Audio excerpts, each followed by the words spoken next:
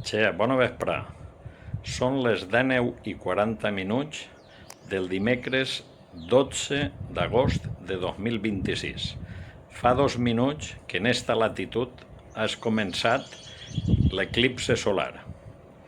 No vaig a veure'l directament, però sí que vull observar el contrast en la lluminositat.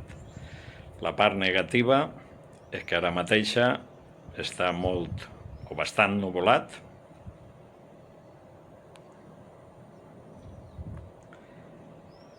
i clar, els que més van a patir-ho són els que estan veient l'eclipse directament. Tornaré més tard. Són les 20 hores i de moment no s'acaba d'apreciar. Han passat 22 minuts des de l'inici de l'eclipse solar i encara no s'acaba d'apreciar el que cobreix la lluna sobre el sol. No obstant, no podem apreciar-ho totalment bé perquè segueix nuvolat.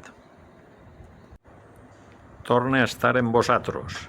Són les 20:15. Com podeu observar, no s'acaba de notar el contrast llumínic de l'eclipse solar. També és una llàstima que seguisca nuvolat, però comprovarem com queda quan arribi al zènit de l'eclipse solar. Torne més tard. Ara són les 20:33 i encara que la càmera està donant lluminositat, però estic observant que està fosc, perquè és el moment en el que la lluna ha cobert pràcticament en la totalitat el sol.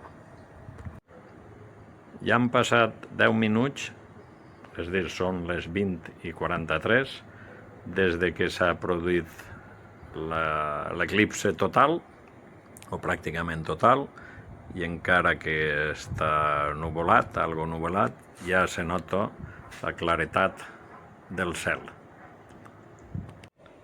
Són les 20:45 i ja dona per finalitzat este xicotet experiment per contrastar la lluminositat conforme anava evolucionant l'eclipse i conforme anava evolucionant la lluna anara tapant el sol, i encara que la càmera, en la realitat és una cosa i la càmera ha tret més lluminositat de la que realment estava observant.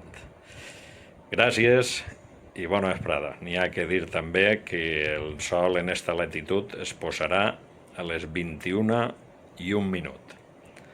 Gràcies.